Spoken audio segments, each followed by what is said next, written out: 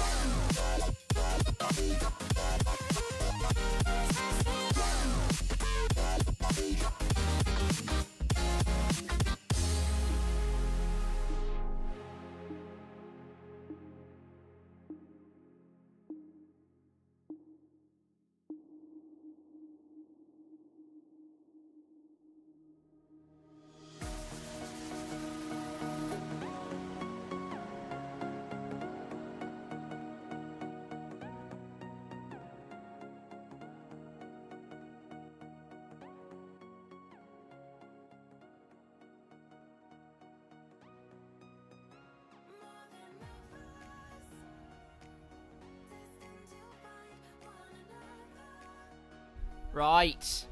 It's that time.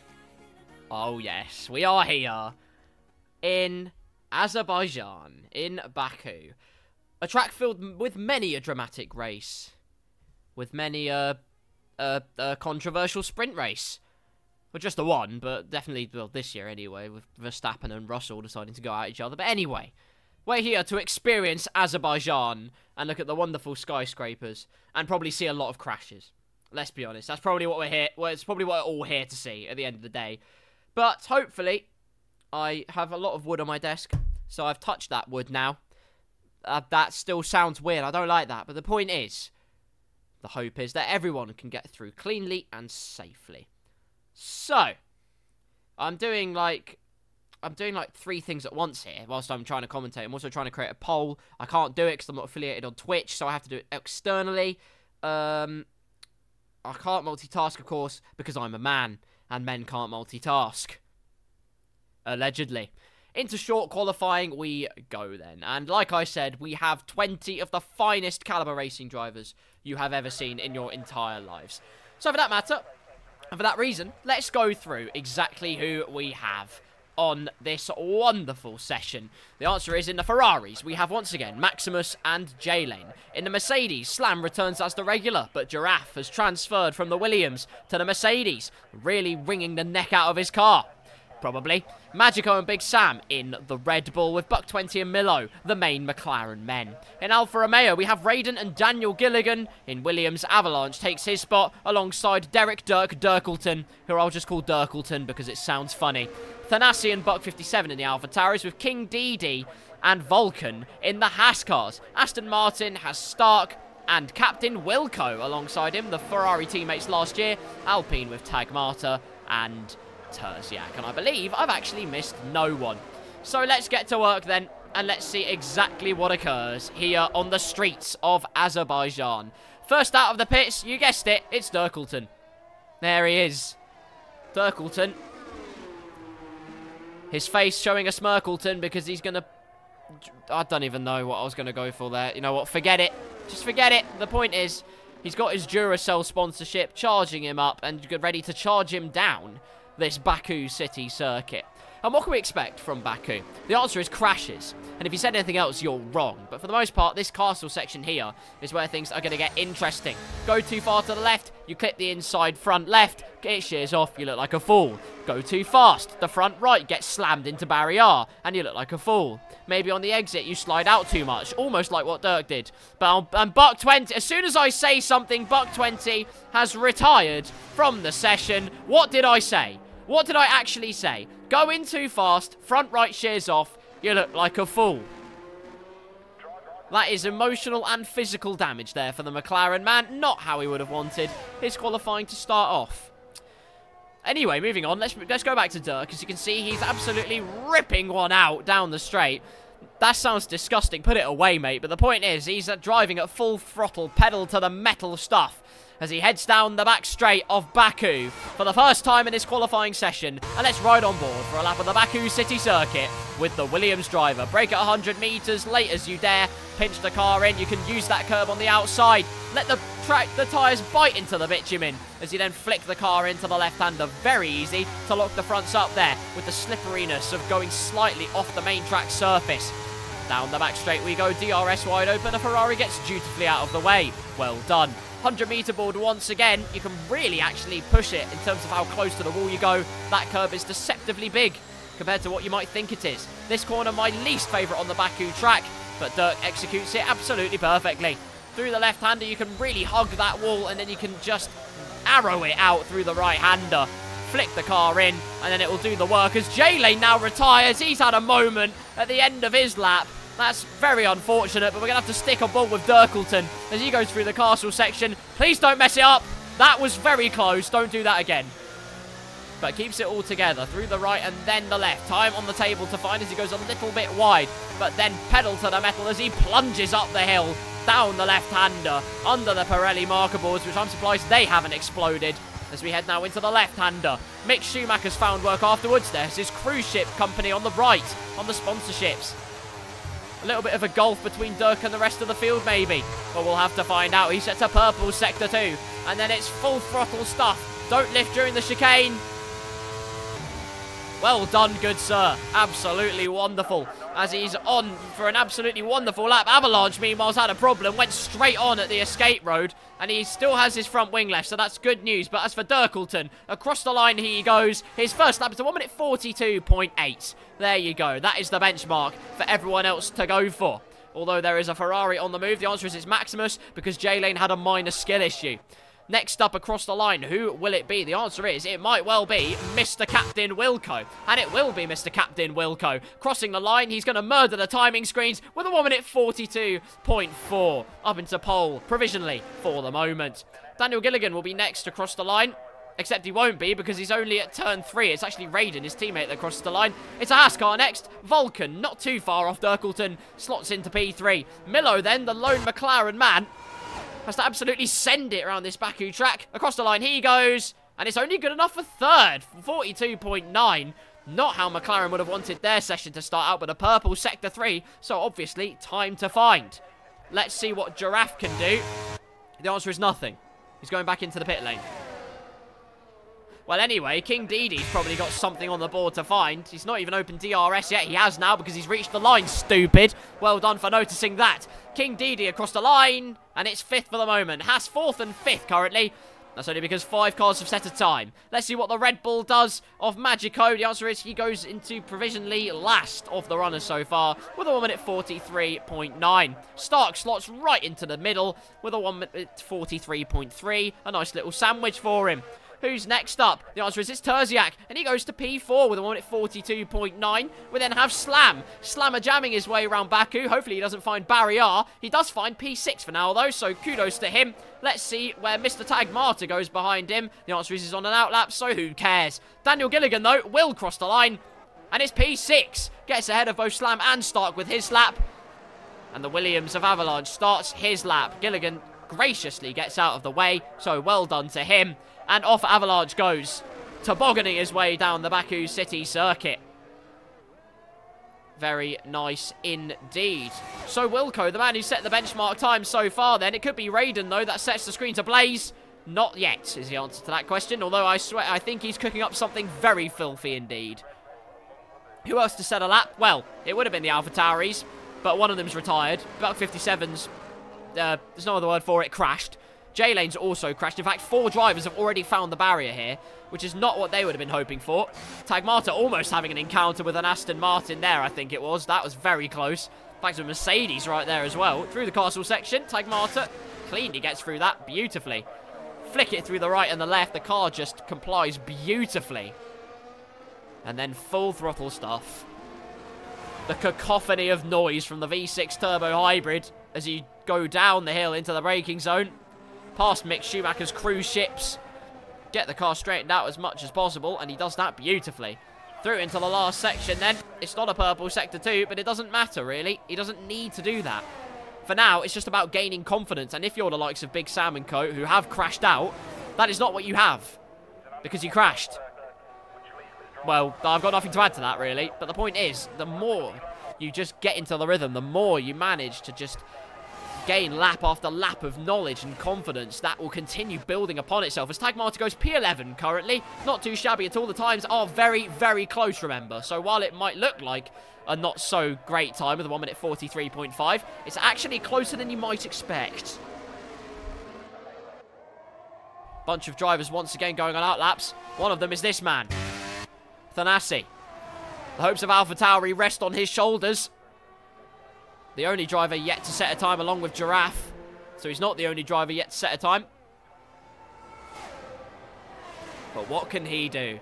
Getting a bit of a toe there, a cheeky toe there. For the Mercedes of Slam, I think that was.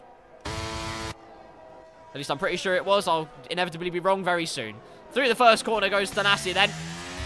Gets the car straightened up. Indeed, it was Slam, and I feel great about myself. Into the left-hander, flick it in. No such problems with locking up. It's just absolutely wonderful. Although if he is doing what we suspect, which is using no clip, I'm afraid that is disqualification worthy. I say I'm afraid that is disqualification worthy. Through the left-hander, grazing the Barrier on the outside, giving him a little peck on the cheek.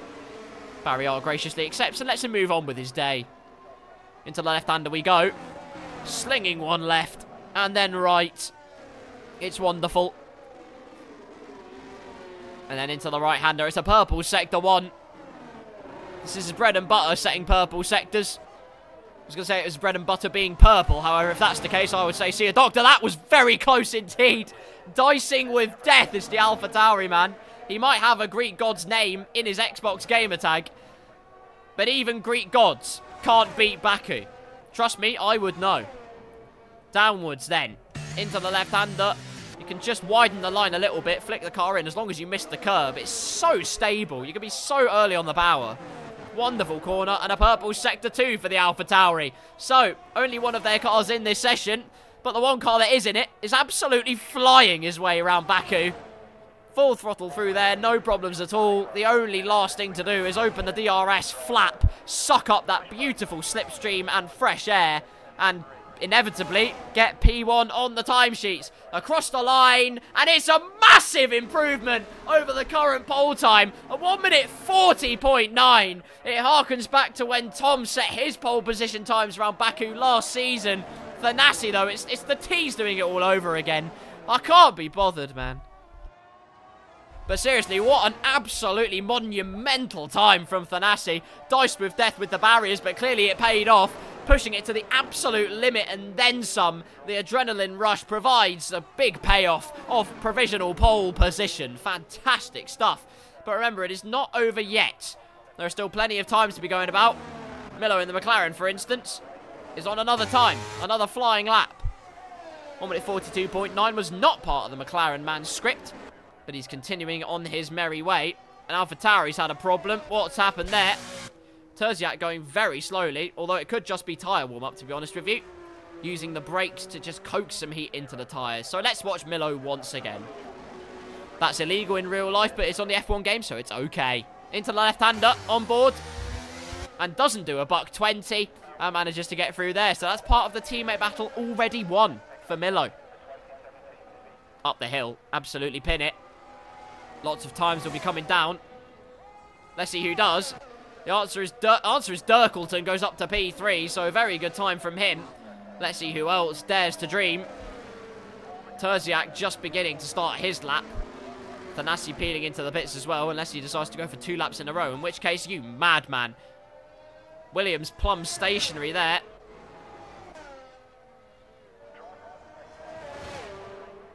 Thought Avalanche was stationary briefly, but apparently not. Here's Terziak, though. Milo actually on the back straight, meanwhile. That's what we want to see.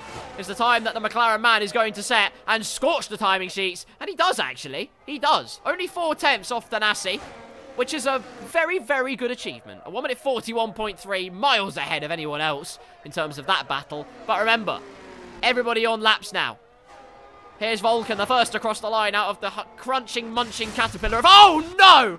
Massive mistake from Vulcan. Too much zest into the pit lane. And the zest has cost him big time. Not what the Haas driver would have wanted. Front left sheared clean off. And it is drama in the Baku city streets. Well, Vulcan went in like a spaceship. Unfortunately for him, well, let's put it this way. The wall wasn't actually made of invisible matter, so in this case, he didn't make the most of that. But Daniel Gilligan up to P5. Literally, it's a battle between Daniel and Dirkleton. The battle of the big Ds. I'll quit while I'm ahead, guys, sorry.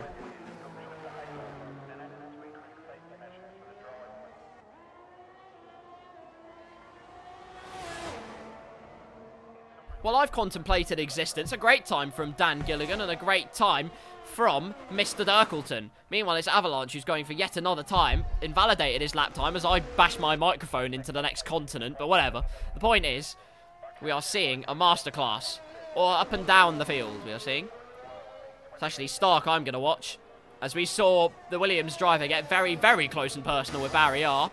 Stark going for another time lap here in Baku. Last season's race winner here at Baku. Last season's multiple race winner here in Blackout. Absolutely loved this track, especially for the final few laps, where he breezed past the competition in his Ferrari.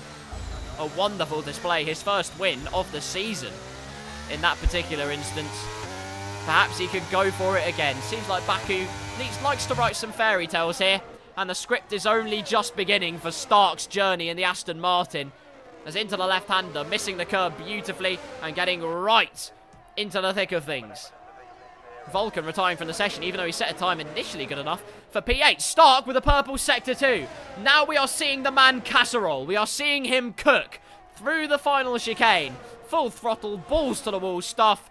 A wheelbarrow for each testicle around this track you will require. He's only 8 thousandths off King DD. He might well be 8 tenths ahead of King DD come the end of this lap. So across the line, and Stark is P3.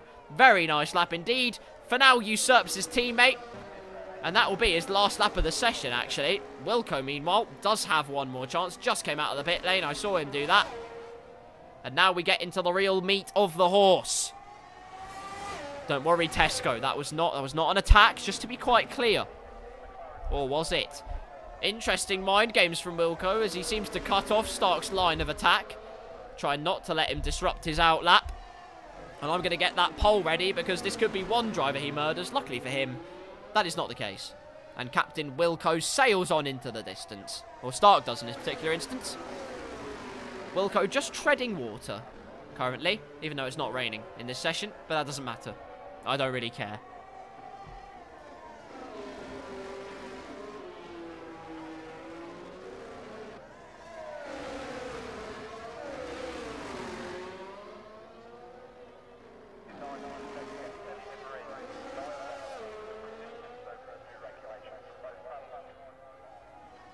There we go. I'm making the pole as we speak then.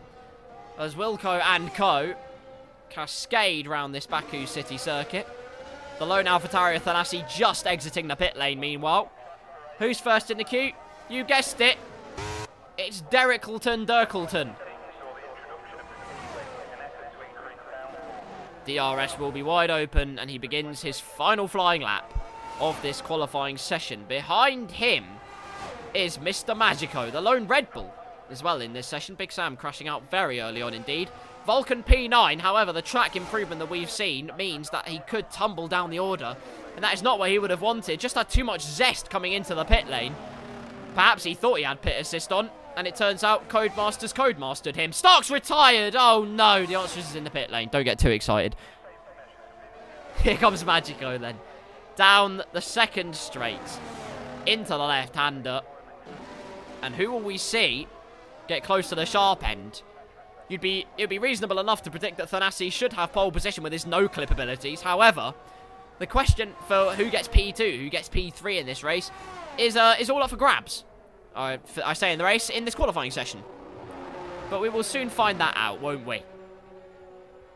Avalanche currently in P5, by the way. I didn't see that one. That was an incredible time from him. Just finished a flying lap, so well done to Avalanche.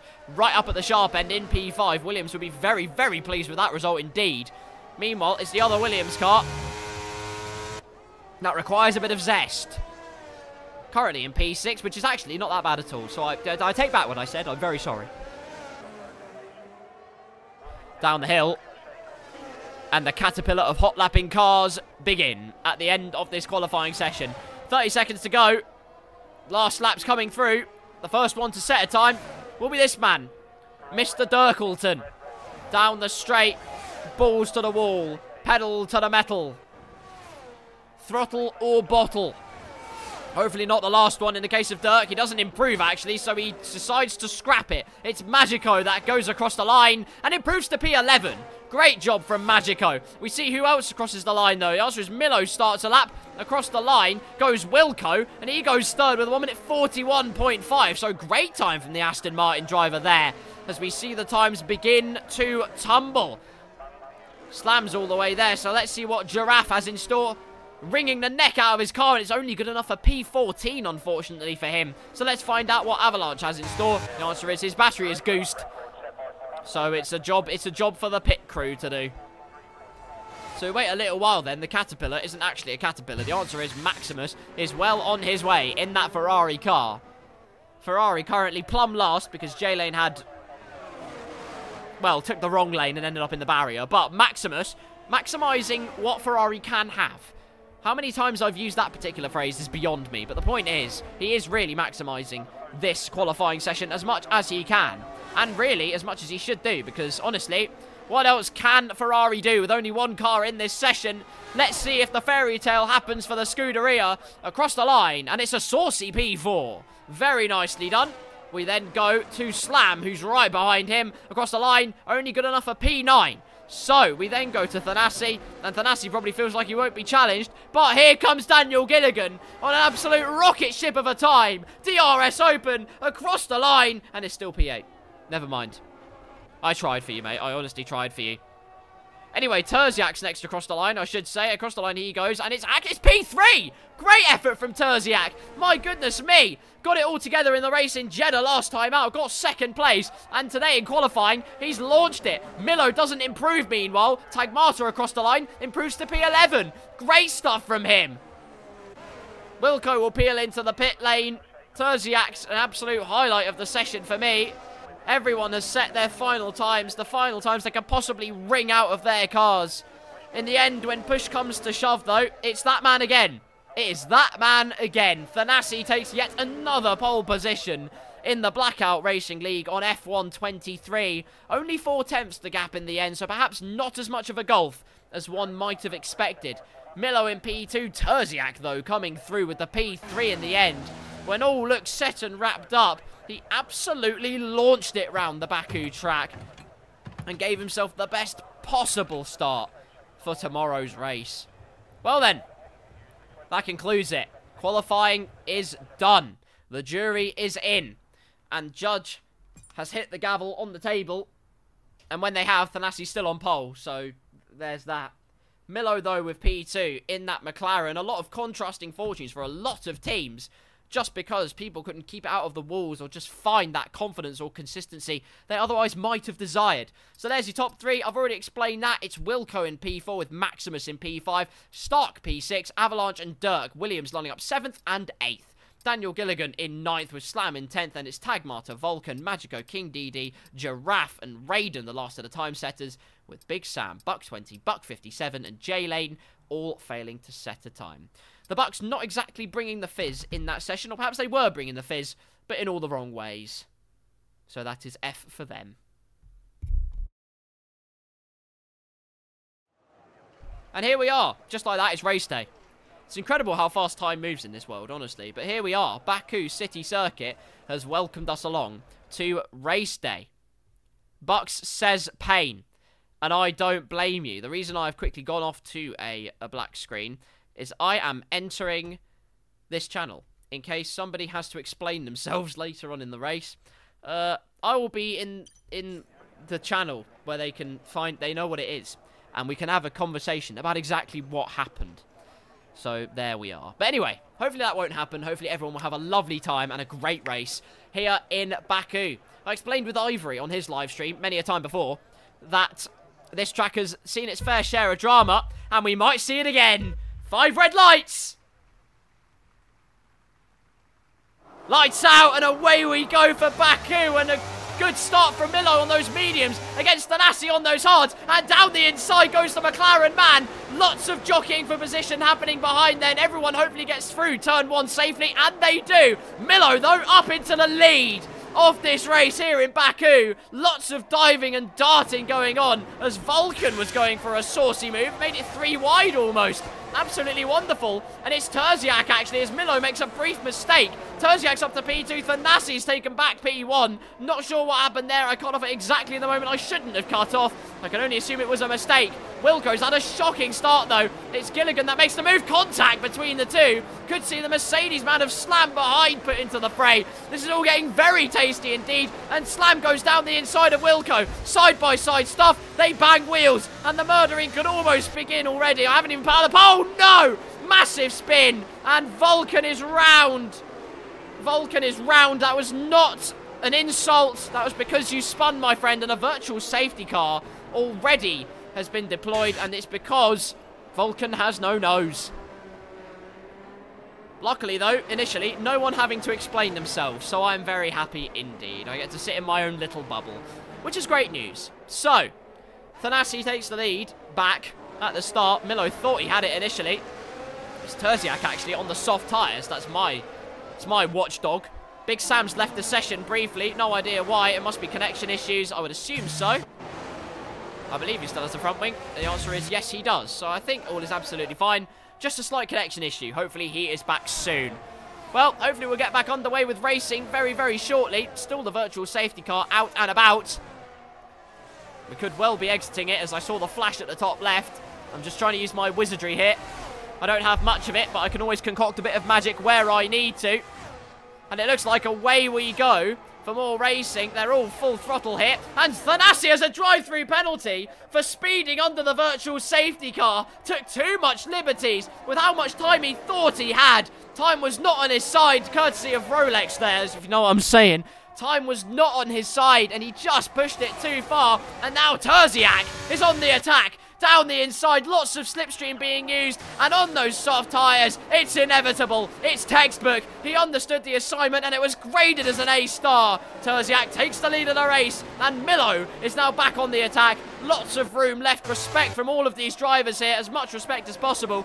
Remember, it is a community league and not PSGL, so we all have a great time indeed. Thanassi, though, with that drive-through penalty, and that changes the complexion of his race completely, although we do know how many safety cars occur at this track. We've seen so many times, and we saw it last season as well, as things got very close for comfort there between Stark and Maximus for a second. Through the castle section we go, and Raiden's out. No, what on earth happened there? Must have been an accident, and it must well have been, because a safety car has now been deployed. And it's all happened immediately here in Baku.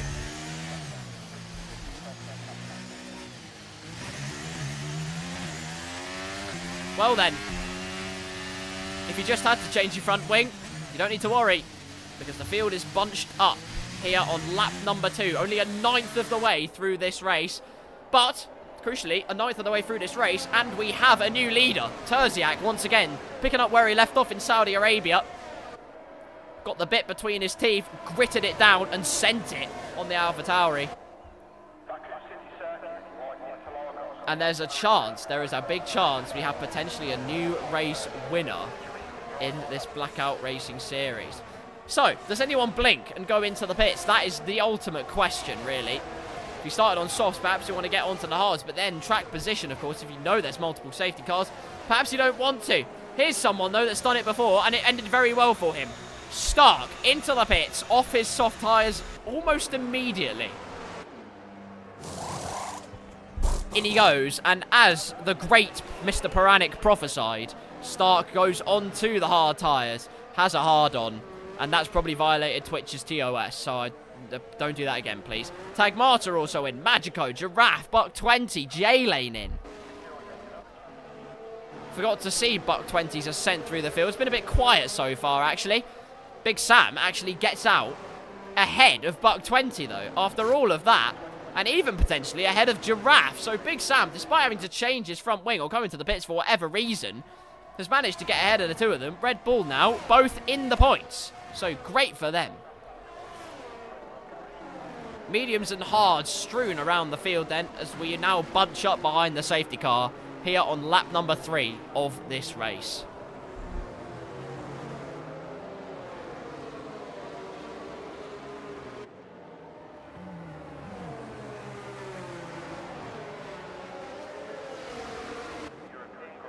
While we're here then, let's talk Baku. Yes, let's talk Baku, because Baku is not without its fair share of F1 folklore and stories, let me tell you. In 2017, remember that race? That's because Smiley Man won it. Mr. Daniel Ricciardo took a win with Red Bull there after some sensational overtaking, and Hamilton and Vettel capitulating. It was Vettel that did most of the capitulating, as he steered into the side of Hamilton after thinking he'd been brake tested. Naughty boy. Unfortunately for Hamilton, what could have been an easy win for him, his headrest said no. So despite the fact that Vettel went on a suicide mission, he still managed to finish ahead of the 7-time world champion. And the question is that justice? Well, it's Formula 1, so there's never justice. But the point is, at the end of the day, we got a great race out of Baku. When, actually, in 2016, it looked to be another one of those tracks which was a little bit lackluster. It's an easy win for Rosberg, and not much happened other than some straight line overtakes. The drama happened in 2017. It subsequently happened in 2018. In 2019, didn't happen as much. 2021 it did. Brake magic and Pirelli tyres exploding was the order of the day there. Michael Massey then saying that because it was grade 1, it was safe. Michael Massey said many things that were wrong, though. Stark pits again, meanwhile. Sorry, I have to look at this. He might have actually gone onto a set of mediums here. So, very interesting strategy. Remember, under the safety car, doesn't lose any time. He can actually filter back out onto the racetrack and catch up to the back of the pack very quickly indeed. So, although the pack was bunched up, safety car in the game programming obliged to stay out for another lap. And so, here we are with a voice crack. Great. Let's run through the order whilst we are here then. Terziak first then on those soft tyres, which have been preserved now under this safety car. Thanassi in second, but with a drive-through penalty. Naughty scoundrel. And no clip can't save you there. Milo in P3, Avalanche in P4. And it really is feeling like an avalanche for most of the grid, because with Williams 4th and 6th, that is a hefty haul of points for the English team. So well done to them. Daniel Gilligan in 7th, the voice as he's known as. Screaming and shouting and letting it all outing. And it's got him P7 so far. And a lot still to go in this race. You never quite know who's going to win. You never know. It's not over until it's over. That's the best way of putting it. Captain Wilco has sailed downwards into P8. It's kind of capsized, but, you know, he can recover it still. Don't worry. 9th is Slam King DD for Haas. Rounds out the top 10. So, as we get to the end of Sector 2, I would imagine safety car will be in at the end of this lap. And we go racing. And I'm right.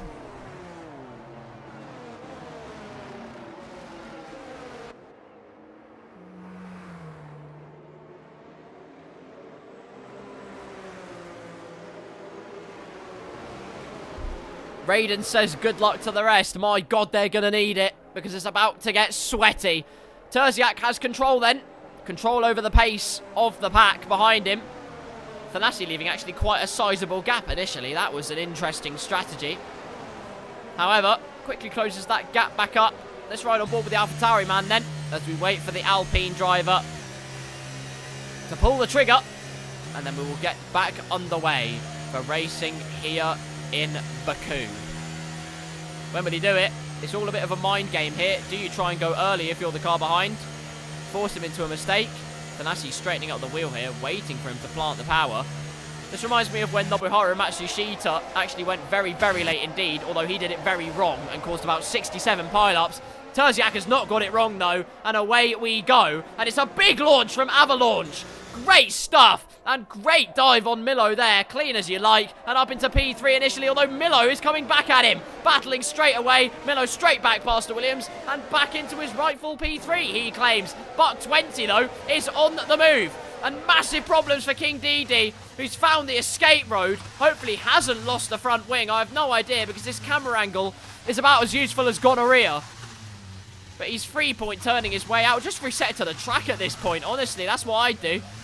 You're going to waste so much time doing it. There's an in-game mechanic that will help you out, I promise you. But anyway, let's see what's going on here. The answer is Dirkleton's got past the Ferrari, and Daniel's trying to do the same briefly, although it's going to end up being almost switched back by Wilco. Lots happening straight away. I was going to say, great progress from Buck 20, who's finding moves this way and that way on the soft tyres. I believe he's pitted once in this race. If he hasn't, then, well, kudos to him for keeping them going. But a great restart from him. Thanassi, though, piling the pressure on Terziak as much as he can, but he has that drive-through penalty.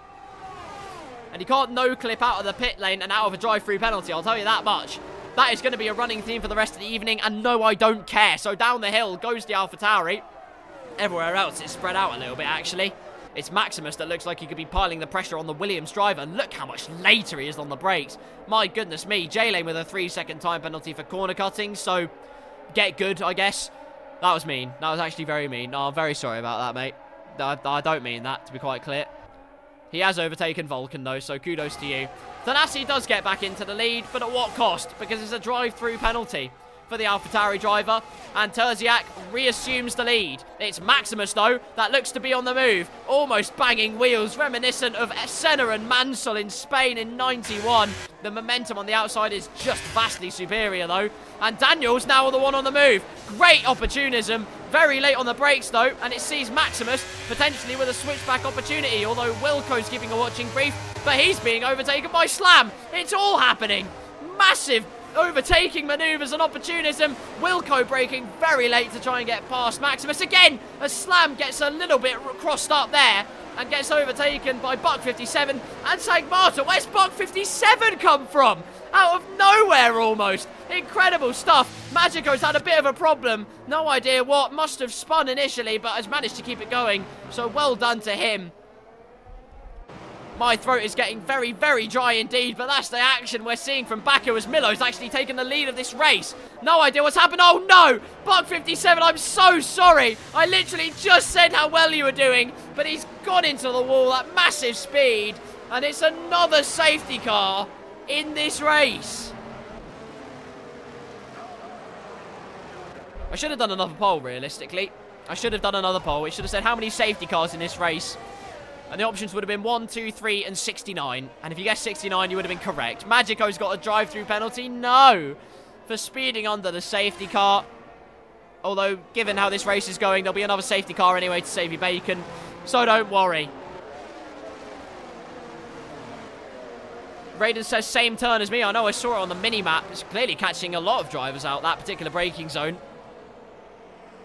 So do not worry, you are not the only one. Will it claim another, is the real question. The answer to that question is probably yes.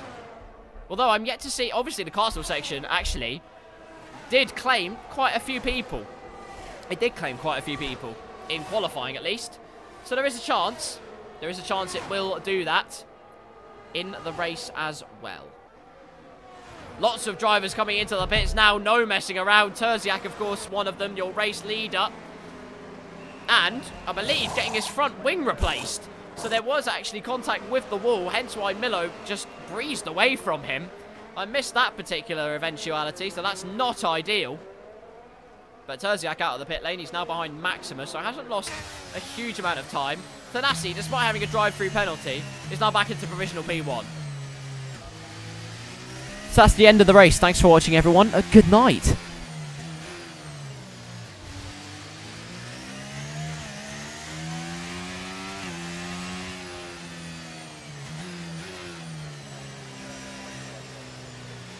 It's still very lonely here in the land of my commentary channel on the Discord.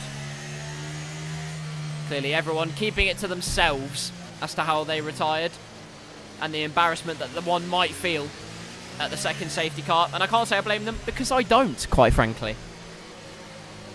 So then, safety car again. Let's look at the order. GG's to Dirk, and yes, GG's to Dirk because he is now inherited P1 in this race for the Williams team. Let's see the tyre life. The answer is, I believe, he has made a pit stop in this race, and it looks like he has. As does everyone in this race now. So it all comes down to a little bit of mind games. Where's Stark? The answer is he's pit again in this race. If there was a Guinness World Record for the number of tyres used in a single race, Stark might had it.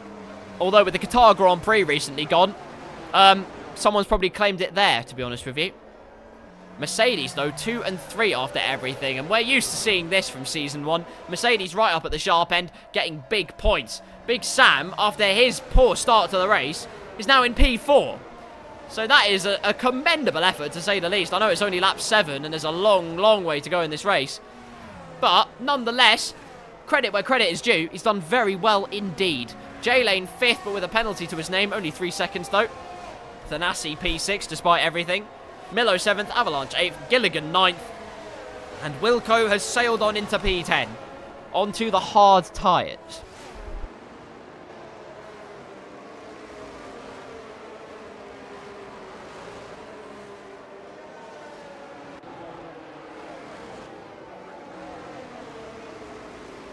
Almost an hour gone of this live stream. For those of you that have joined, welcome to the Blackout Racing League. We are currently under safety car conditions here on lap number 8 with your leader, Mr. Dirkleton, in the Williams car. was going to say Williams haven't seen, haven't tasted, haven't even got a whiff of the first position spot in recent times, although Alex Albon did have it briefly at the Qatar Grand Prix recently gone. So they have quenched their thirst for first place, at least briefly, in that instance. Big stories are a corner that's coming up very, very soon indeed. We'll ride on with Dirk just to show you which corner it is. It's the right-hander after this straight that's claimed 2 drivers in this race so far. Raiden and Buck 57, the 2 drivers, hitting that Tech Pro barrier straight ahead. And that was bringing a premature end to their races. Not ideal in the slightest. Otherwise, there have been overtakes left, right, and centre. Close racing everywhere. People getting too jiggy with Barriart. Who is he's a feisty character, Barriart. All Barriarts are the same, man, honestly. You open up to them, they let you get close, and then when you get too close, they spit on you and leave you embarrassed. It's just a fact of life, really. Well, hopefully safety car in at the end of this lap. I'd be surprised if it's not. And it is, so therefore, I am not surprised. Fantastic stuff. This time, Dirk, who according to Responsive will get a cracking exit. Both Mercedes, though, on the march and on the prowl. Hopefully, unlike real life, though, they won't crash into each other. Racing incident or not. I just hope they don't. So far, the wheel I've touched on my desk has only claimed 2 drivers so far. And therefore, only sprouted 2 safety cars. Hopefully, there will be no more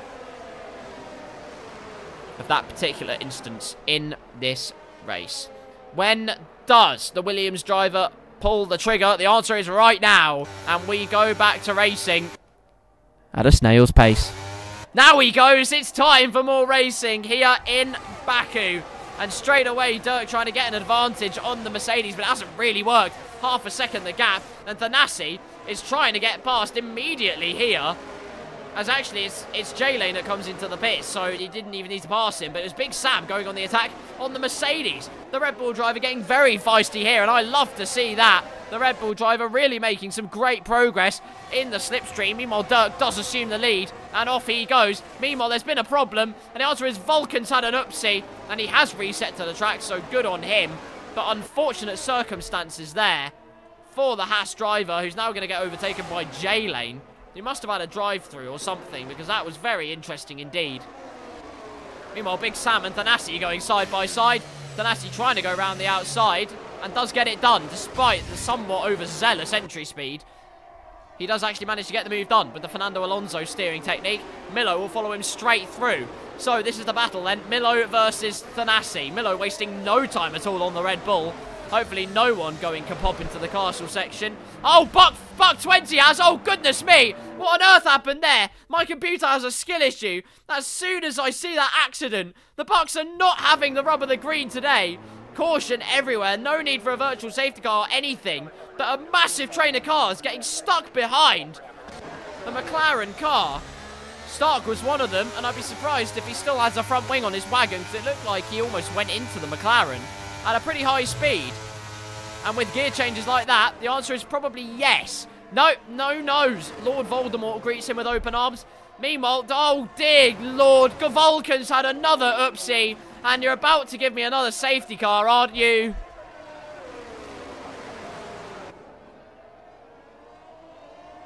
The FIA are actually inept. Like, actually, they need to renew their guide dogs, because I've never seen stewarding this bad in all my life. Anyway, Thanassi's on the move again. Who would have believed it?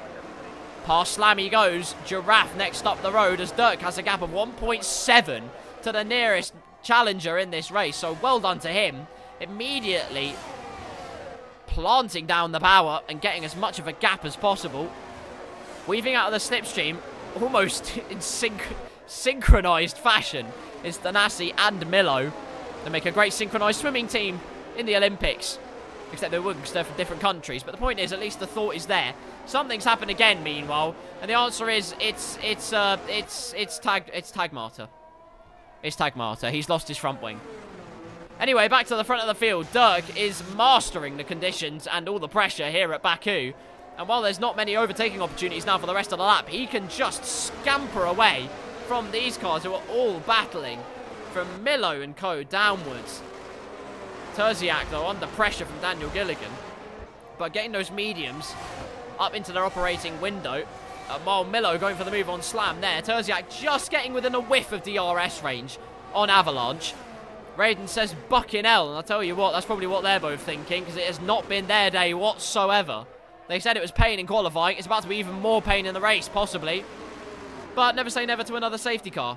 Despite Vulcan's accident being possibly the most safety car accident I've ever seen, and nothing happening. Not the best last sector from Dirk, but Giraffe and Thanassi go wheel to wheel. Mercedes versus AlphaTauri. If he showed a Formula 1 fan this, they'd probably have a stroke, to be honest with you, because it's not what they were expecting. Giraffe, though, switching to the inside for a brief moment, unfortunately, not finding an avenue past Thanassi, who now can set his sights on Dirkleton.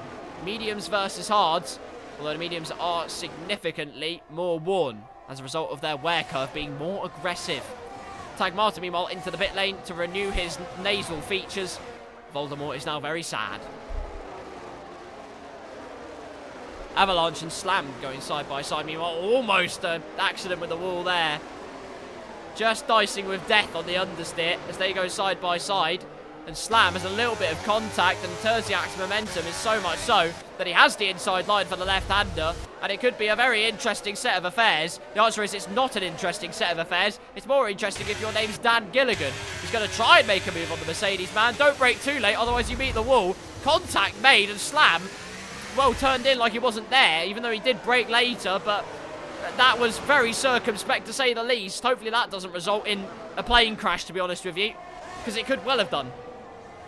Up at the front, though, Dirkleton, under all the pressure from Thanassi, trying to soak it all up. But how much pressure can you soak up from this man? Season 1's champion, the man who seems almost impenetrable in this Blackout Racing League. In Saudi Arabia, it was not his day, it was his teammates' day that day. Buck 57 has had quite a topsy-turvy set of affairs. In Bahrain, down at the back. In Saudi Arabia, winning the race. Here, down at the back. He could win in Qatar, to be honest with you.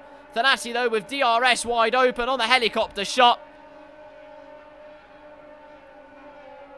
And Dirk squeezes him as much as possible, but Thanassi is going to absolutely send one down the inside, and it's as textbook of a move as you are ever going to get. Understand the assignment to a T. Thanassi now through into P1. Dirk demoted to P2, Milo up into P3, and now gives hot pursuit for the Williams driver ahead. But remember, Milo's tyres are 6 laps younger than those ahead of him. So this race isn't over by any stretch of the imagination. Captain Wilco, meanwhile, fastest lap with a 1:44.0. Don't count anyone out of this race just yet. Magico and J-Lane, though, going at it. As the gap seems to stabilise, I'm watching to see what Avalanche can do against Giraffe if he chooses to do anything.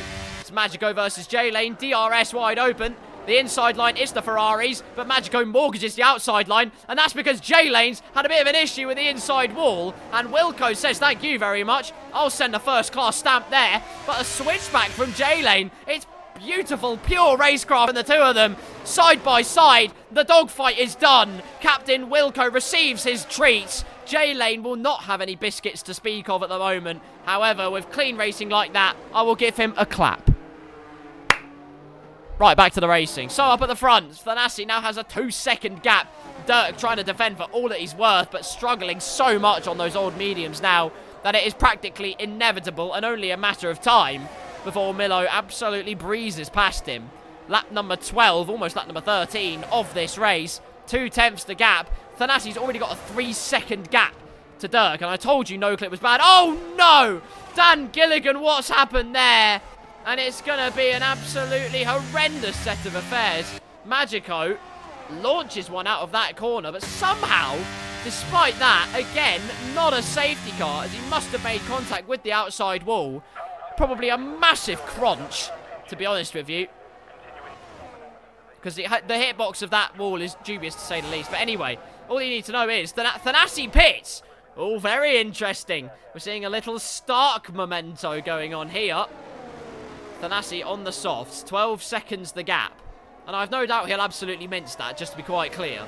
But it's Dirk I'm interested in watching as well, and Slam, therefore, who have all decided to go for that late soft tyre pit stop. We've seen just how quick the new softs are, as Buck 20 proves right there. Fastest lap of the race, 1 minute 43.8. And bucking hell, that's quick, to quote Raiden. Stark into the pits, and I can only assume he's going on to softs as well for a little joyride. Of course he is. Absolutely beautiful. History does repeat itself in that sense, except history doesn't repeat itself because he's not at the sharp end.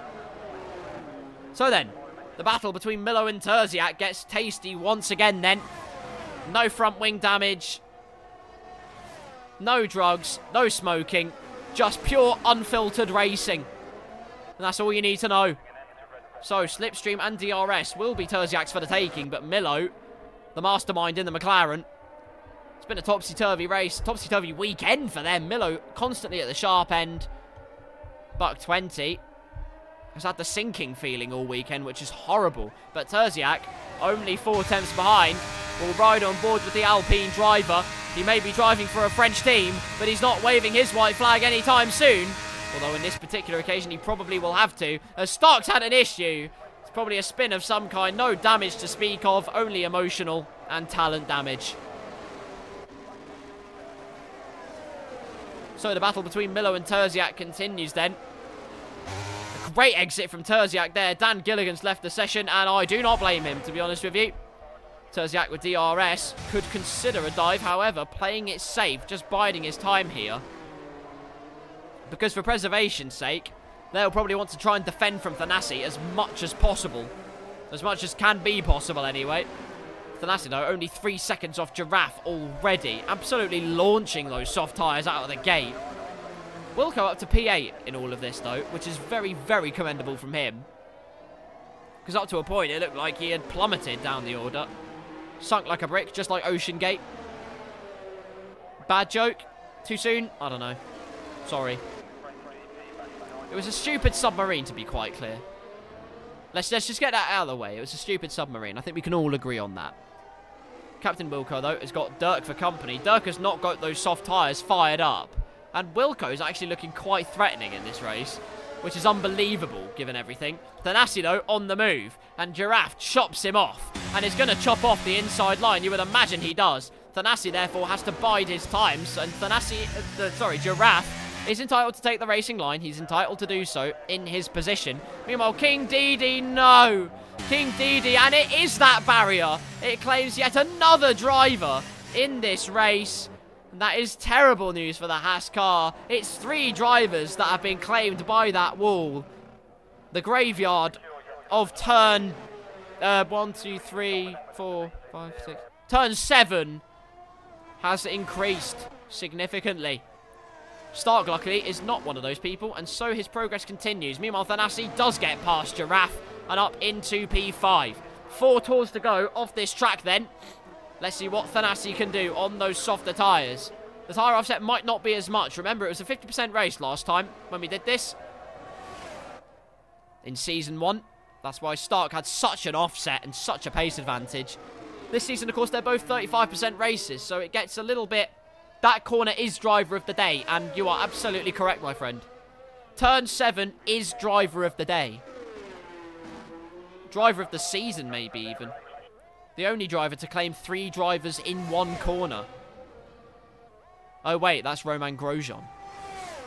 Stark has not crashed at that corner. It is great success, and Milo has actually escaped from Terziak. So while Thanassi lunges up the gap and gobbles it up like a turkey on Maximus, Milo and co are just beginning to edge away from Avalanche and the like. It's just what he needs. King Didi's retired from this session now. 5 DNFs. I remember last season being complete unbridled chaos and hardly any cars finishing that particular instance. However, in this case, most of the drivers have managed to keep their noses clean, which is what Voldemort does not like.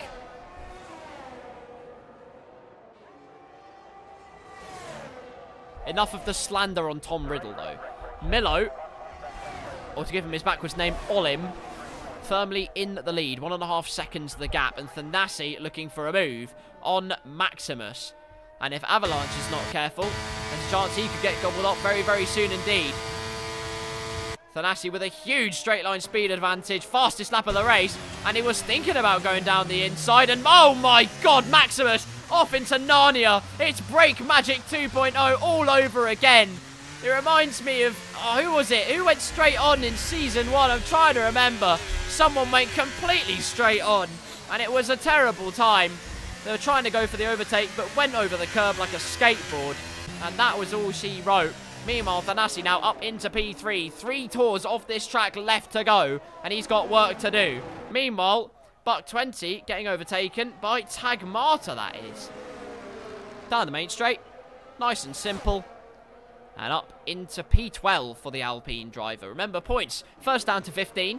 So, everybody scores points. Yay!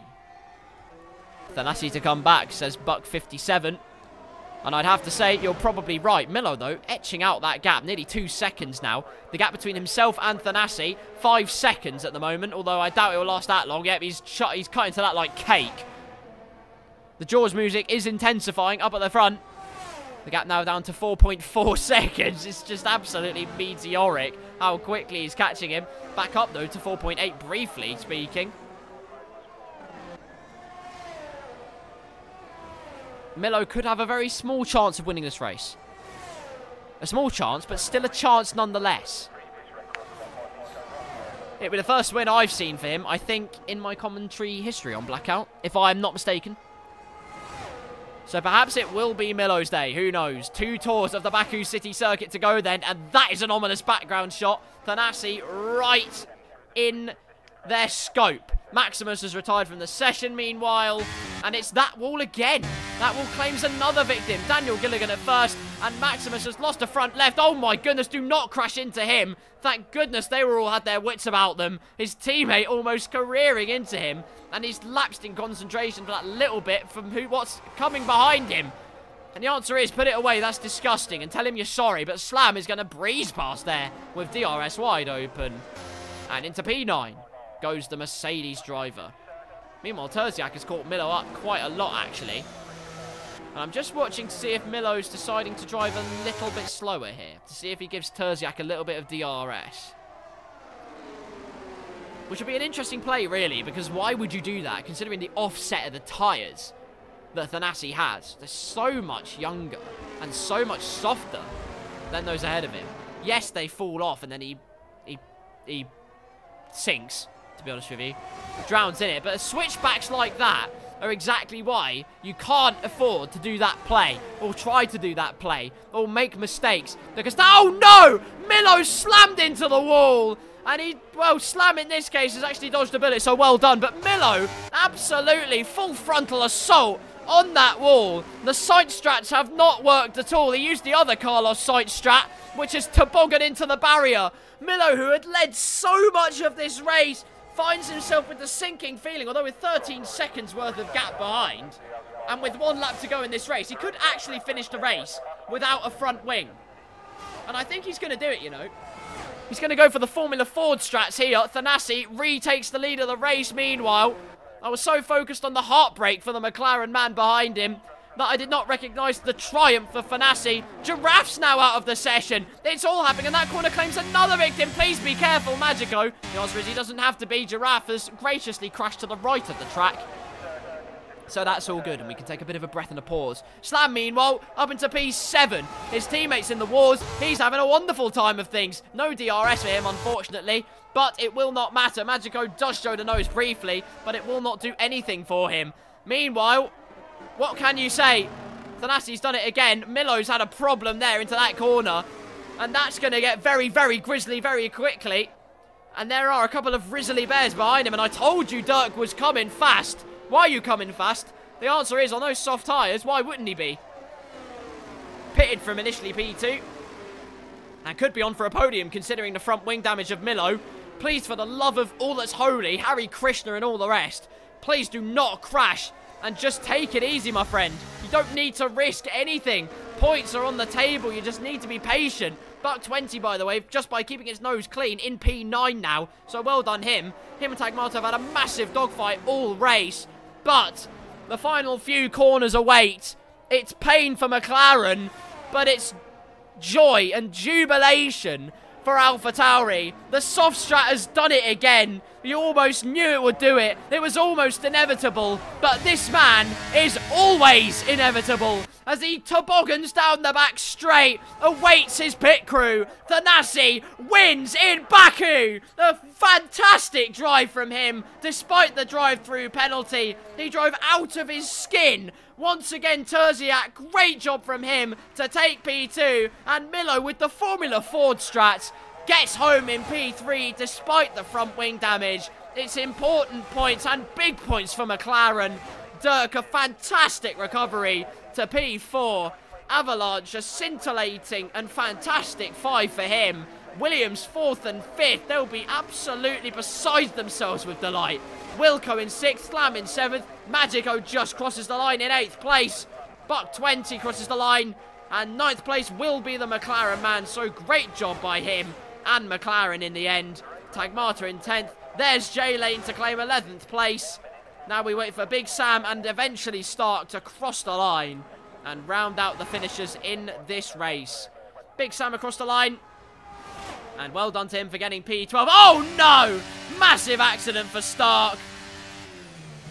And there will be many conversations as to what happened there. An external higher power has caused his car to career into the barrier. Not ideal for him. But he'll still get P13 in this race, so I doubt he's too disgruntled, to be honest with you. Well, there you go. Baku definitely dished out the chaos. And in the end, of course it was this man. It was inevitable, like I said. You just knew it would be him. Thanassi takes his 2nd win of the season. AlphaTauri have 3 in a row. He looks at the trophy and says, yeah, I got enough of those, mate. Cool. AlphaTauri applaud him with delight. The music doesn't play because FOM has a skill issue. But as they spray their Sprite Zero, 7-Up free, whatever it is, sparkling water, I have no idea. What a race and what a performance from these 3 in the end. I know Milo lost his front wing in the end, but still commendable and wonderful performance from all 3 of these drivers. Terziak, that's 2 P2s in a row for the Alpine man. Really, really pushing the Endstone outfit to new heights in Season 2. Well, your top 3 we've already discussed, but Dirk, like I said, great recovery for P4. Williams 4th and 5th. Fantastic effort from them. Wilco in 6th, Slam 7th, Magico 8th, Buck 20 in 9th, good recovery from him. Tagmata in 10th, with Alpine scoring 2nd and 10th. J-Lane, Big Sam, Stark, despite exploding on the final lap, claims 13th.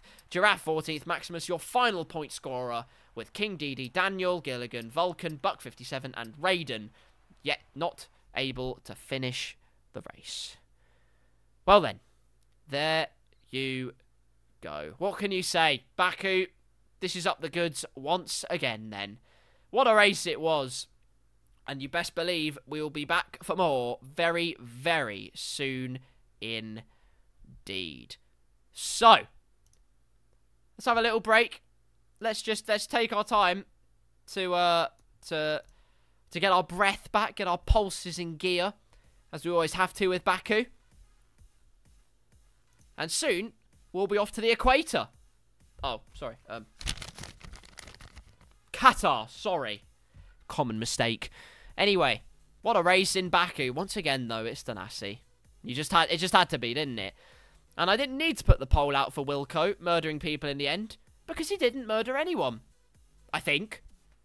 There you go. The signature turn 3 move did not claim people. In fact, it was turn 7 and towards the end of the lap that were the most graveyardish of the track. There you go. A round of applause from Raiden. Well done to all the drivers. Soon enough, we will be up and away in Qatar. It will be less sweltering at least. Our drivers are going to love it, and you'll love it too. Join us soon. We're almost at race 2.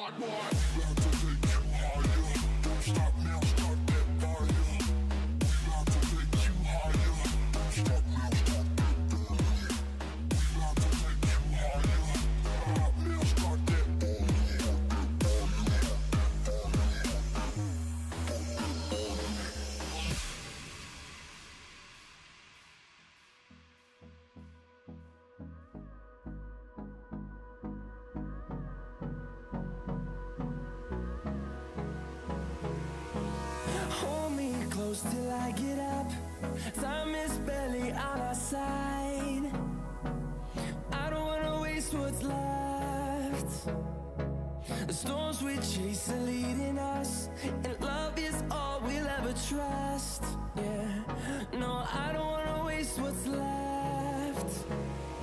And on we'll go, through the wastelands, through the highways, till my shadow turns to sun rays.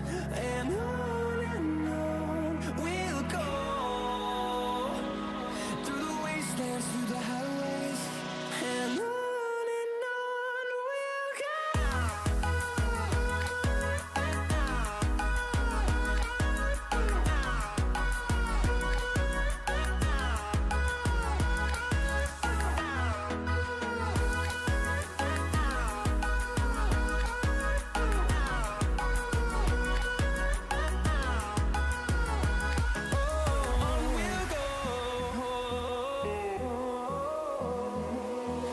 Finding life along the way, melodies we haven't played.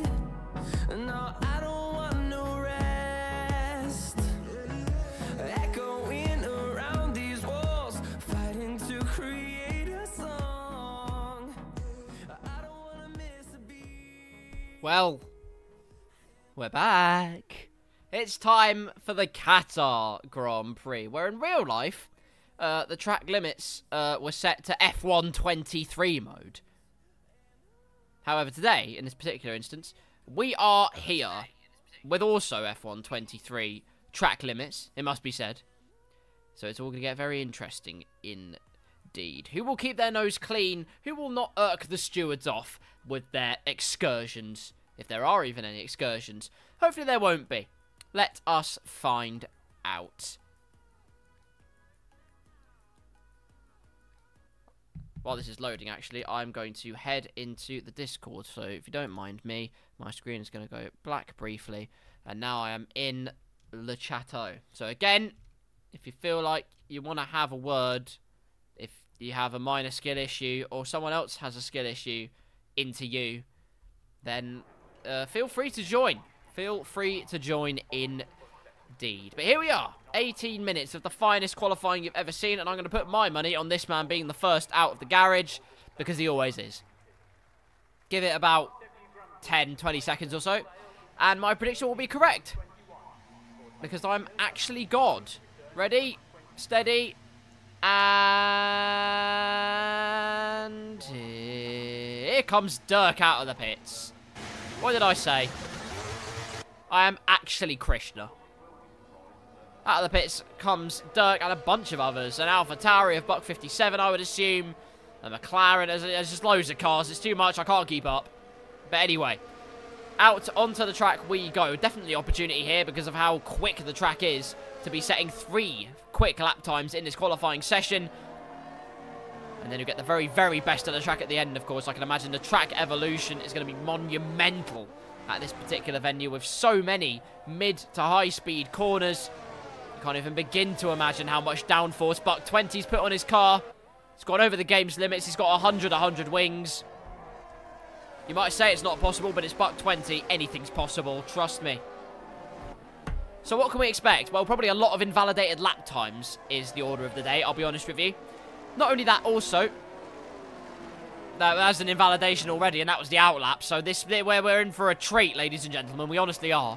But more so than that, we're going to be seeing who has the confidence and who has the consistency. So just like real life, where track limits caught a lot of the drivers out, that's because the FIA changed the circuit and then gave them 10 minutes to try and get their heads around it. So well done them, and also well done them for making most of the drivers ill. You pillocks. I haven't said a word like that on Blackout, but the FIA deserve it. Anyway, the first lap of Qatar is with this man, the Williams driver, Dirk. Keep it within the white lines, and the stewards will be very happy. Don't keep it in the white lines, and you're dealing with the devil there, quite frankly. But here comes Dirkleton through turn number 1. Break as late as you dare. Tiny bit wide, but you can afford to do so. The Alpine gets very out of the way indeed, so well done to him. Hopefully he doesn't get in the way of Buck 57. Here he is through the left-hander, and the Alpine is well out of the way by the time Buck 57 gets through there. So that is great news indeed. Let's stick with Buck 57, actually.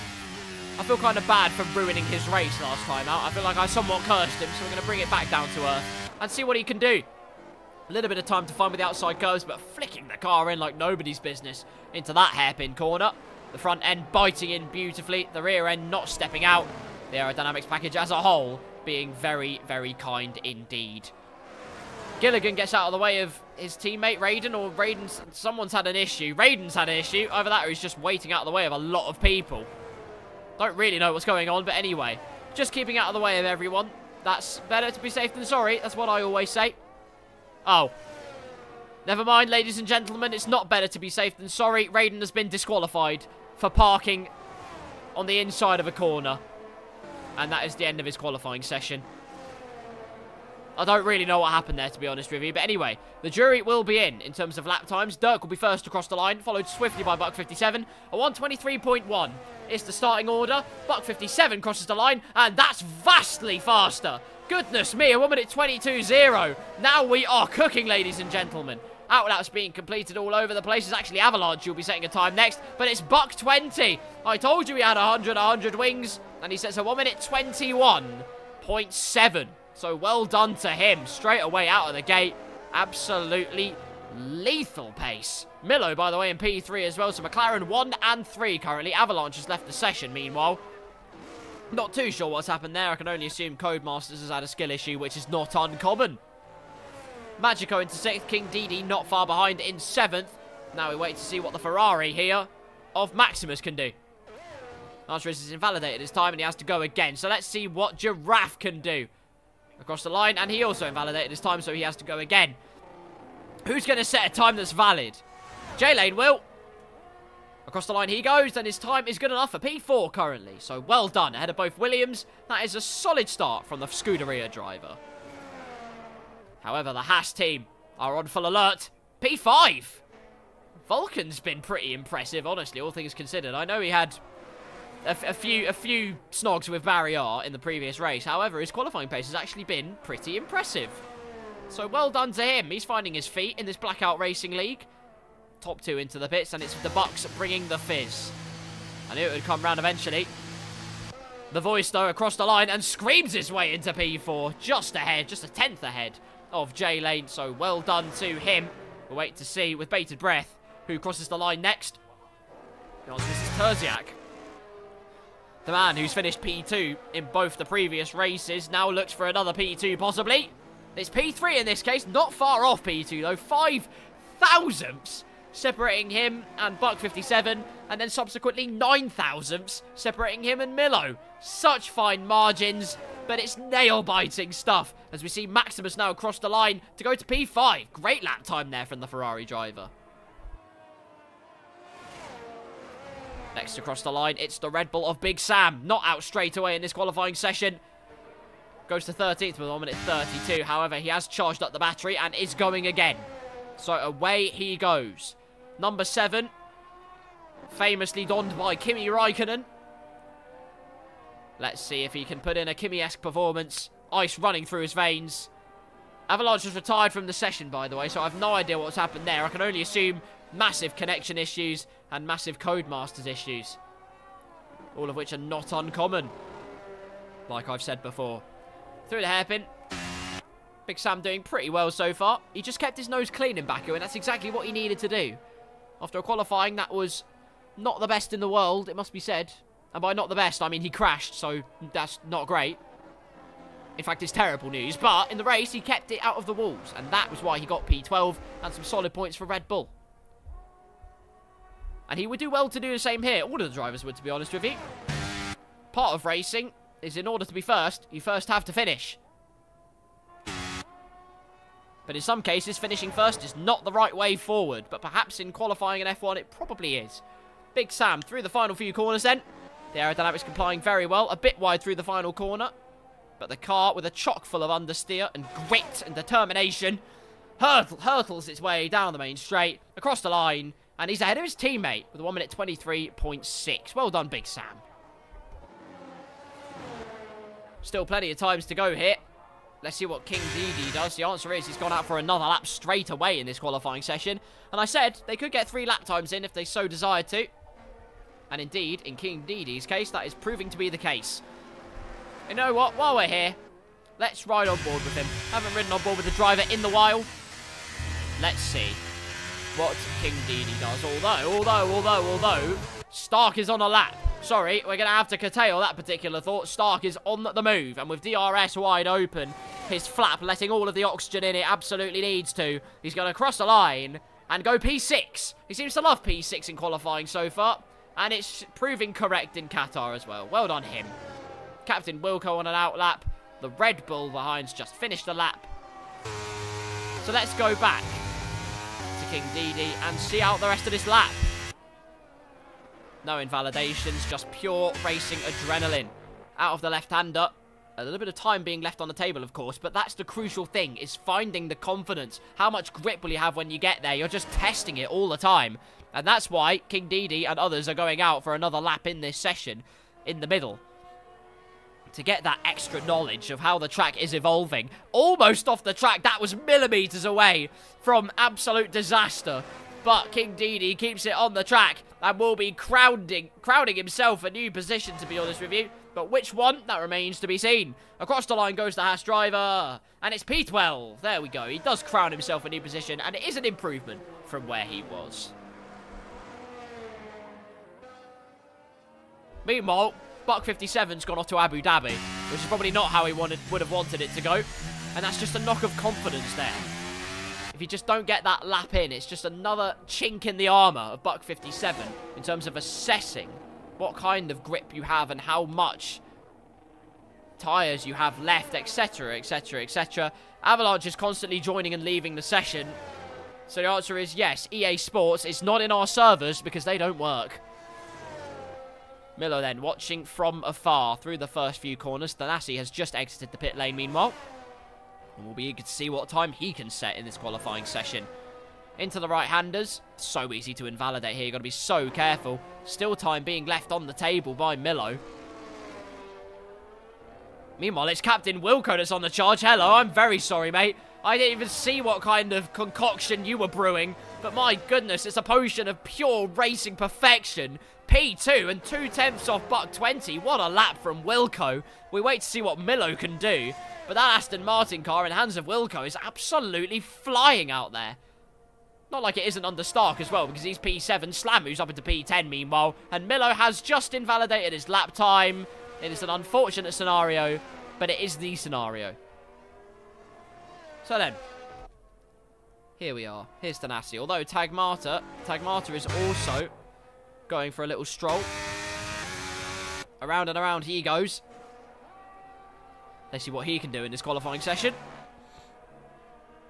Through the right-handers. It's a purple sector too. Hello. God, Tagmata's really pushing the limits, isn't he? Through the left-hander. Keeps it within the white lines. Well done, sir. And through the right-hander.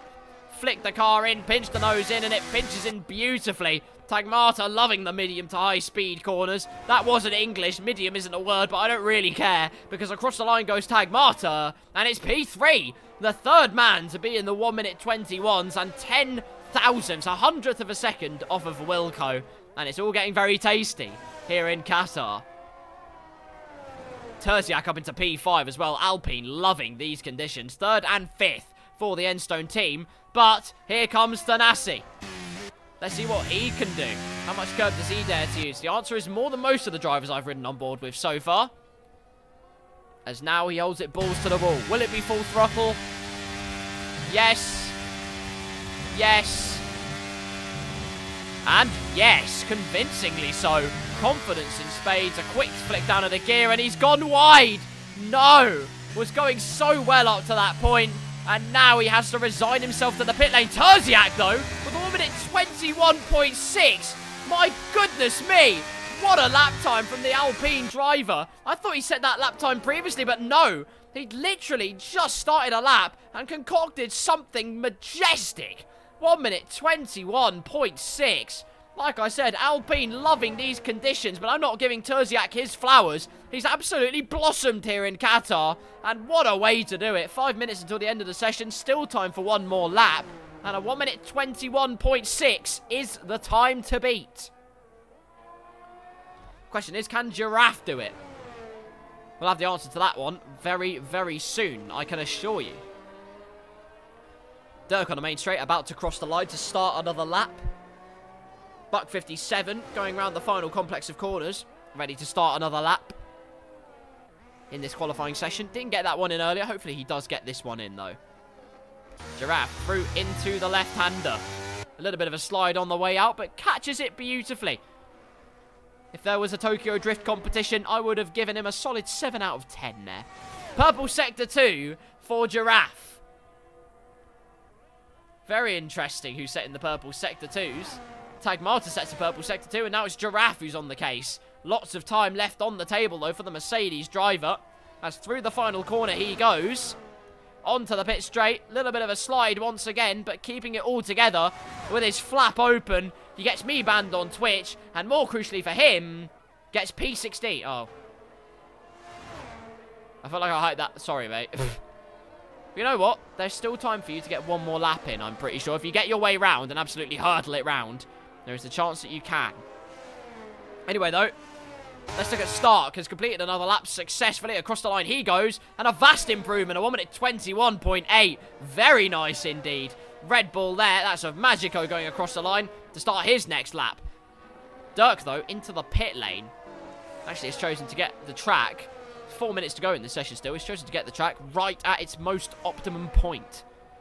Terziak, Buck 20, Wilco, Tagmata, all waiting very, very patiently, but great lap time from Stark. Alfa, I've done it again!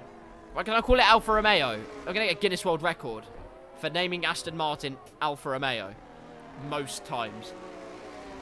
But anyway, Aston Martin are doing well. Third and fourth. They'll be absolutely laughing. Let's see if Buck 57's laughing. Across the line, and it's third place, just ahead of the oh, I was close, of the Aston Martin cars, but firmly up at the sharp end. Buck 57, like I said, has a topsy-turvy weekend, has had a topsy-turvy weekend so far, or Monday, should I say. First race, absolute stinker. Second race, absolute scorcher. Here comes everyone, though. Across the line goes a Ferrari to start his lap. Coming across the line, Daniel Gilligan for P5. It's all getting very, very close for comfort indeed in this session. And now we await Magico to cross the line in the Red Bull. He's sharpened the horns. He's charged on furiously. Seen the red cape. Went for it. Did he miss it? No, he did not. P14, a good improvement there from the Red Bull driver. Let's see what Mercedes can do. Slam on an out lap, about to cross the line to start his flying lap. Giraffe pulls into the pit lane and could, if he gets a move on, get another lap in, like I said. But it's this man here that I'm watching. Thanassi on the move.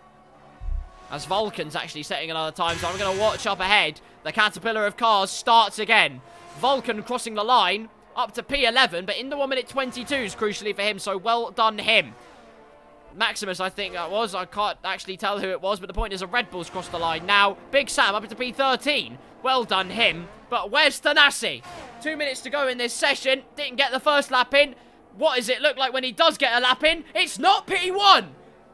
It is not P1. 18 thousandths of Terziak, who was put in a scorcher. Thanassi tried everything he could to try and prize away pole from Terziak, but he keeps a firm grasp of that. But still, one outlap and one flying lap to go for himself, Buck 20 and a bunch of others. This session is not over yet. Stark as well, if he gets a move on, can get another lap in this session, which is unbelievable from him. Thanassi, though, is going for a second flying lap and has gone purple in Sector 1. So he might well have been held up in Sector 1. We're going to have to find out, but he's got absolutely no battery left to play with whatsoever here. You can see it's practically on empty. The Energizer Bunny's got himself in a coma. But we'll see what happens. Magico retires from the session in a pit lane. Commendable effort, my friend. Through Sector 2, it is not purple. And this is where he'll begin to suffer, because the lack of ERS is just going to hold him back that little bit through these corners. Most so down the main straight. So through the left-hander he goes, and off the track it is invalidated. So despite the purple Sector 1... I've contracted pneumonia. But most importantly, Thanassi, the highest position he can go for, is P2. Is P2. And Terziak actually getting out of the way of a bunch of cars there, who he believes are on outlaps. Buck 20, meanwhile, has just started a flying lap. 25 seconds for Terziak to get across the line, and he will do so successfully. Stark, though, better get a move. Actually, no, Stark's going to cross the line and get another lap in. So well done to him. It's Wilco who will be one of the first to cross the line.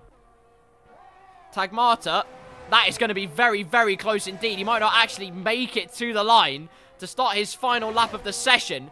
Only 3 seconds left. Make that 2, make that 1, and it's done. Tagmata's session is over. Wilco goes pole, though. Fantastic time. 2 tenths now on the benchmark between himself and Terziak. Buck 20, though, you know how he did in the first part of qualifying very early on. He will not give this up. Not purple through Sector 2, though. And now it gets very interesting indeed. Not ahead of King DD, it's actually Vulcan he's behind. But Vulcan's going to peel into the pit lane. Oh no! Buck 20 with the spin in the background. The pirouettes get an amazing 100 from the crowd. King DD also invalidates his lap time, so it's done and done. Terziak has not invalidated his lap though. So let's see how he does. It's a purple Sector 2. This could be it then. A new pole sitter in Season 2. It's been AlphaTauri, AlphaTauri, and AlphaTauri again. Terziak keeps it within the track limits. It's been a purple Sector 2. No idea what his Sector 1 was like. But when push comes to shove, Terziak has pushed and shoved his car onto pole position. Incredible lap time. Well done to Terziak and to Alpine, who find themselves 1st and 8th in this session. But crucially, it's pole position, and a new driver takes the mantle. Terziak, who was so close to winning on 2 occasions, has now finally got the hot seat and the biggest chance yet. Incredible stuff. 2 tenths almost the gap between himself and Wilco, who I must say, what an effort from him as well in the Aston Martin. I didn't call it an Alfa Romeo, so suck on that one. Fantastic stuff. And it's heartbreak for Buck 20, actually, because J-Lane's AI blocked him mid-lap. That's why the Sector 2 wasn't as good as it probably could have been and should have been. So disappointment and misfortune for the McLaren man.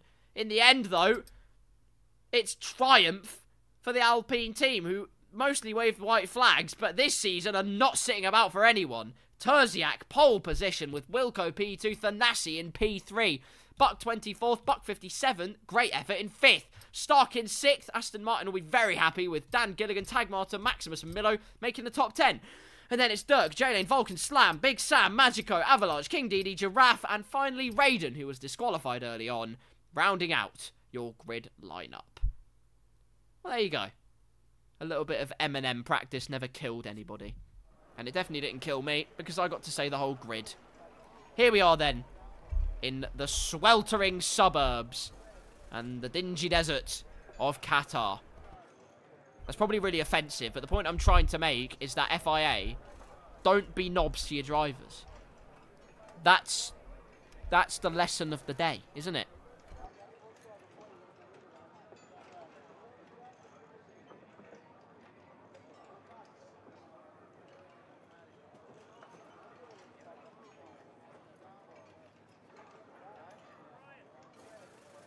Of course, in real life, they made it a mandate that the tyres couldn't be used for more than 18 laps. You're only allowed an 18-lap stints on the tyres.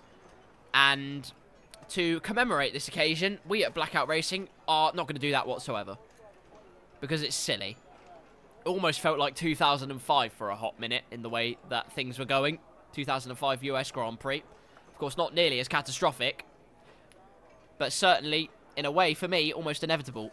In the way that the FIA have asked Pirelli to make tyres that disintegrate, to be quite honest, to allow for more pit stops, etc, etc, etc. Which, yes, does make the racing very good and makes strategy an important element. But at the same time, when you come to Qatar and don't have tyres, when you use your hardest tyre compounds and they don't work effectively enough, reassess your life, essentially.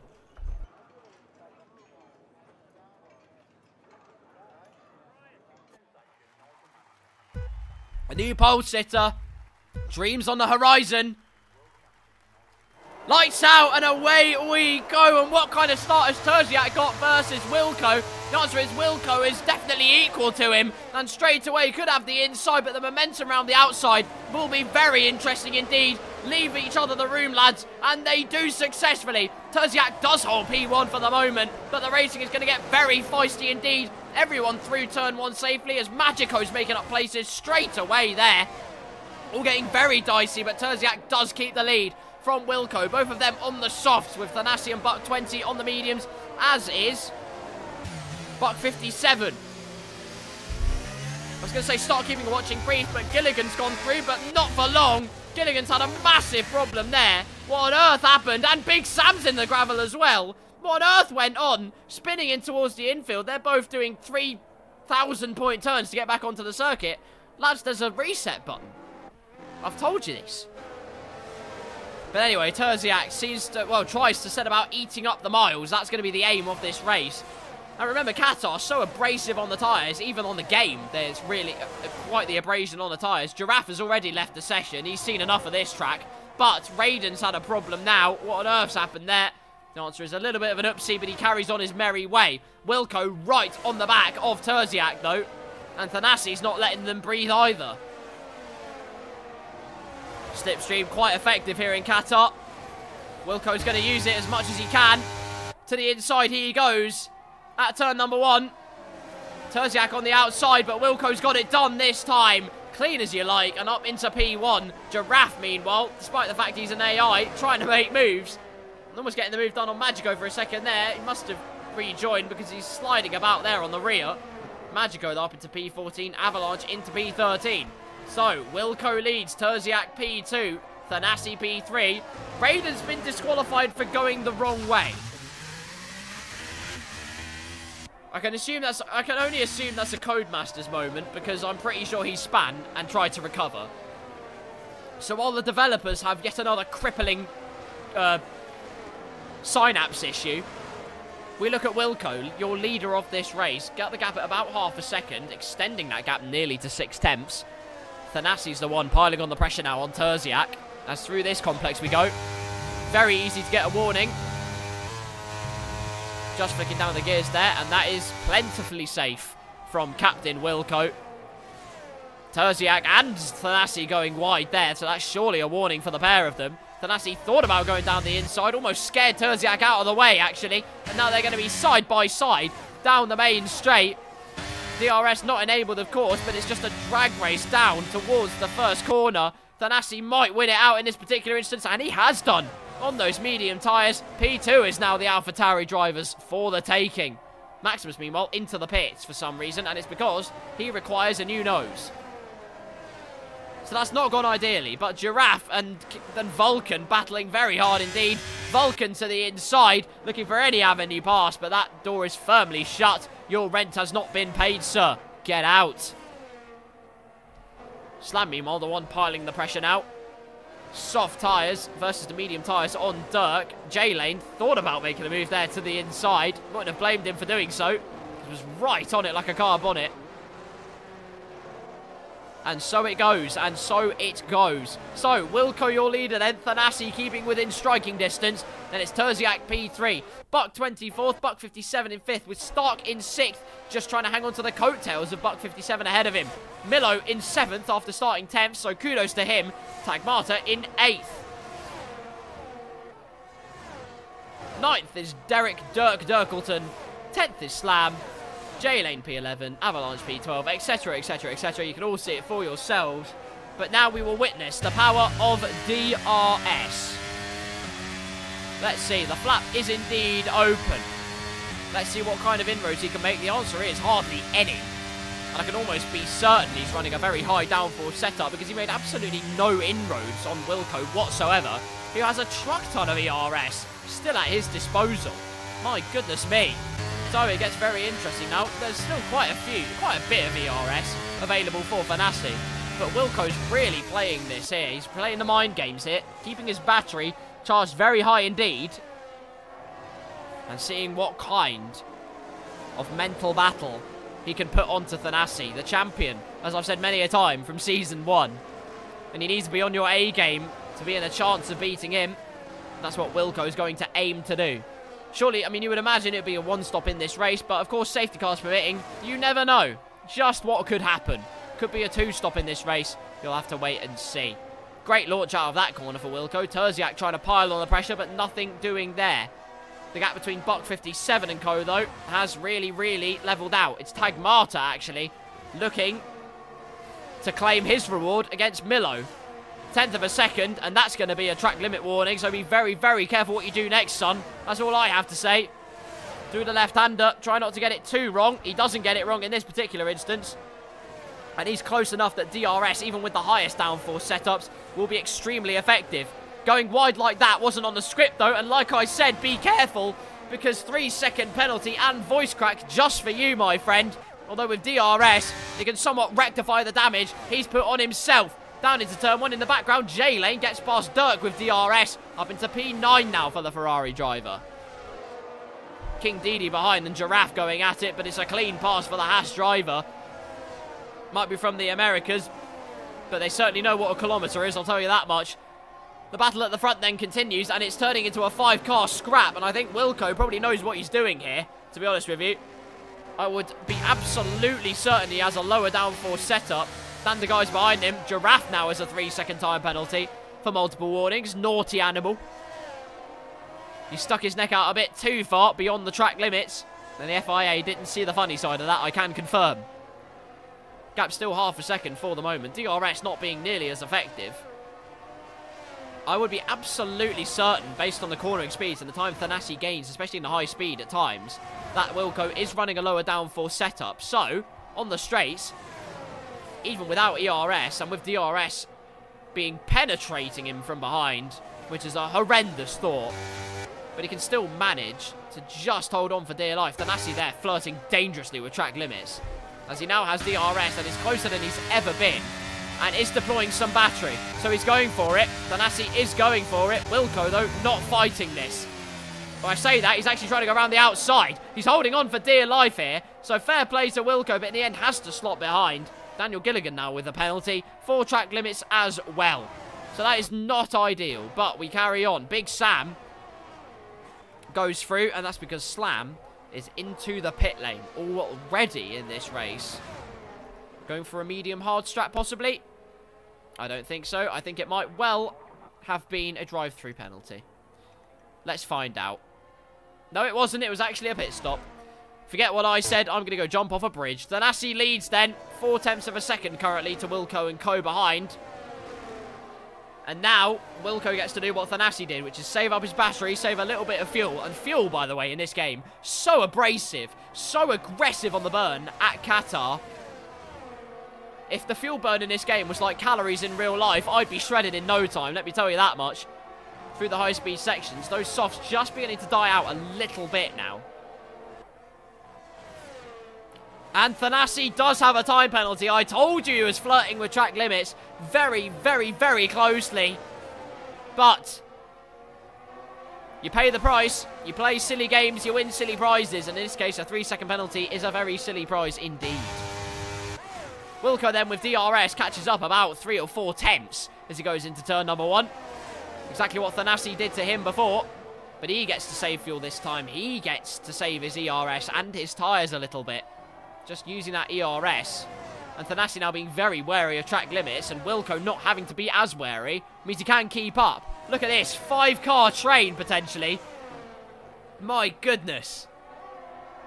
This could get very tasty indeed.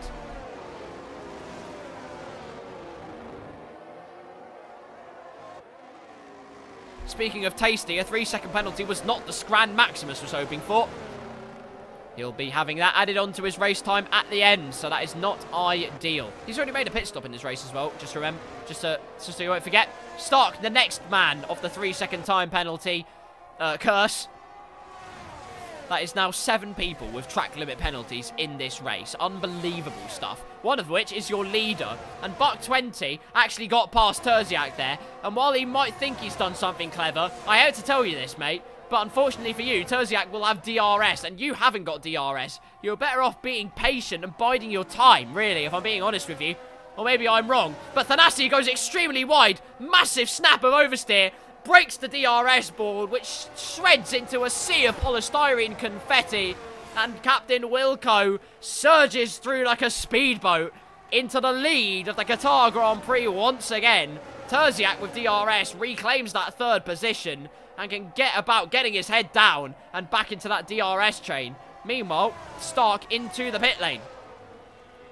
Onto a set of hard tyres. Deciding that the tyre burn is a bit too aggressive, perhaps. And that could make things very interesting, of course. Remember, soft, hard. Not soft, hard, probably. That'd be stupid to do soft, hard. I know, never mind. Forget what I said, I might jump off a bridge again. Daniel Gilligan's on soft, hard. I don't know why I said it was really stupid, actually, because considering the aggression, the aggressive nature of the tyre wear at this track, hard tyres might not actually seem like a bad choice, even in a 35% race, where you're really pushing the tyres to the absolute limit, especially if you are on, for instance, soft tyres. Thanassi dropping back to 8 tenths behind Wilco. Wilco having the absolute race of his life here in Qatar. Unbelievable stuff from the Aston Martin driver as he propels his way round this last sector and these fast-paced corners. Almost out of DRS range is Thanassi. Gets it all together again for the left-hander. Terziak pulls the trigger meanwhile. So this gets interesting. Now the strategy comes into play. Lap number 8. This is when I thought I'd see people come into the pits. Lap number 8, lap number 9-ish. Vulcan, the next person to claim a 3-second penalty ticket. He's going to go in the first class carriage. And Tagmata claims yet another 3-second time penalty for track limits. So Milo might think about battling him, but he really doesn't need to, because Tagmata's just going to ruin his own race, to be honest with you. But even Dirkleton and J-Lane are on the case. What tyres has Terziak gone on to? The answer is it's a brand spanking new set of medium compound tyres. Out of the pits he goes then, and hoping the undercut will propel him to bigger and better things in this race. 8 laps on the soft tyres for Wilco. Lap number 9 of this race, still your race leader. Buck 20 just beginning to lose touch here. It's actually his Buck counterpart bringing the fizz and bringing the spice, which is very nice because Buck 57 is looking very racy indeed. Meanwhile, Vulcan's had a problem. Spun off briefly, and my goodness me, that was almost a plane crash with Giraffe coming round the corner there. Vulcan, though, does get it together, and away he goes once again, but will be under pressure, I have no doubt, from Terziak very, very shortly indeed. Who could think about going for a banzai move and actually has to jam on the anchors midway through the corner. Not part of what he wanted to do, and gets chopped off there. Very ambitious to think about a move into the right-hander. You would have surely waited before that and then go on to the left-hander. But in this case, he doesn't need to do it. Vulcan graciously gets out of the way. His race is not with him. And Terziak can get on his merry way up into P13. But that hold-up, that battling, ferocious battling, could well cost him. Into the pits comes Wilco. Medium tyres on. Luckily, pit mistakes were not coded into multiplayer. So away he goes. If pit mistakes were included into multiplayer, the esports drivers would have another thing to rage about other than their own racecraft. Or in Jarno's case, everyone else's racecraft. So there you go. out of the pits. And Wilco actually not even that far ahead of Terziak. My goodness me. What an undercut. That could have been unbelievable. Terziak, though, dives to the inside and immediately trying to relieve Wilco of provisional P1 in this race. I would have no doubt. DRS being used. Wilco tries to go for the squeeze.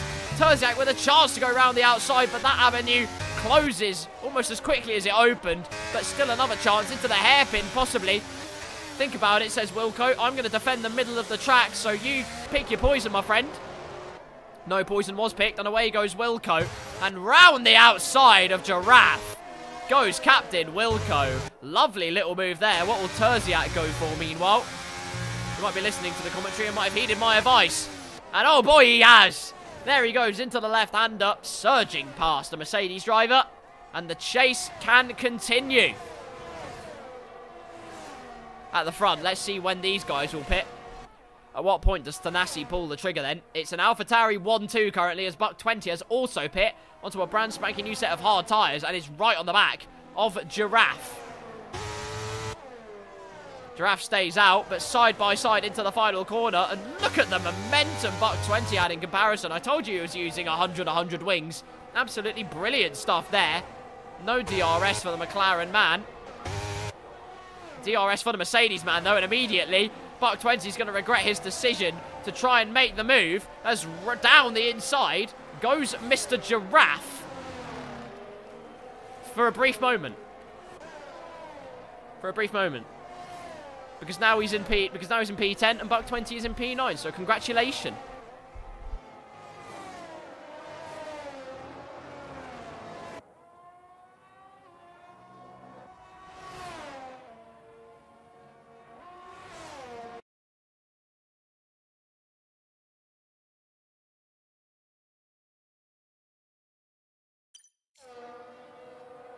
Thanassi leads then.